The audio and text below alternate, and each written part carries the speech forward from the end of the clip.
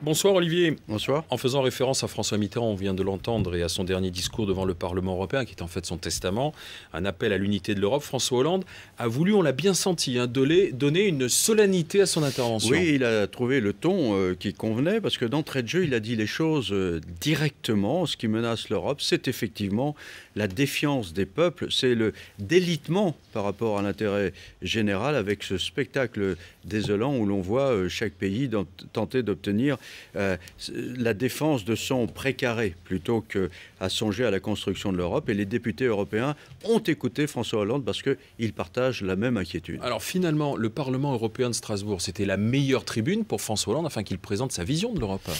Oui, une vision très pragmatique. François Hollande se méfie du lyrisme, des grandes envolées qui ne sont pas suivies des faits, donc il a préféré donner dans le concret. Mais sa vision, contrairement à ce qu'on peut entendre parfois, est plus volontariste qu'il n'y paraît. Quand il parle de l'intégration budgétaire, fiscale et sociale, ça suppose de grands efforts aussi de la part de la France et pas seulement des efforts demandés à d'autres. Et puis, il est volontariste également quand il demande que les pays européens qui veulent faire plus dans tel ou tel domaine puissent le faire sans se heurter au veto des autres. Il cherche à créer une dynamique qui remette l'Europe en mouvement. Alors quand on regarde le discours de François Hollande, il a encore une fois plaidé pour la solidarité entre pays européens, qu'il ne soit pas trop demandé aux plus faibles d'entre eux, pour que l'Europe ne soit pas happée par l'austérité. Est-ce que finalement, ce n'est pas la reconnaissance que le pacte de croissance dont on a tant parlé, il n'a pas eu les effets escomptés? Oui, sûrement. Ça, c'est exact. D'ailleurs, il a décliné plusieurs idées autour de ce pacte. Mais je suis sûr que sur les bancs des députés européens, ils étaient très nombreux à partager son avis. Et quelles que soient d'ailleurs les options politiques des uns et des autres, ou les appartenances politiques des uns et des autres, quand François Hollande a souligné que les contraintes budgétaires ont déjà été acceptées, il y a eu le pacte budgétaire, il y a d'autres règlements adoptés par le Parlement européen, et que donc maintenant il fallait soutenir la croissance, qu'il n'y aurait pas de répit tant qu'il y aurait en Europe 25 millions de chômeurs, et tant que les générations suivantes ne se verraient pas proposer une vie meilleure que celle de la génération précédente. Et on a entendu cette formule de François Hollande, faire des économies, oui.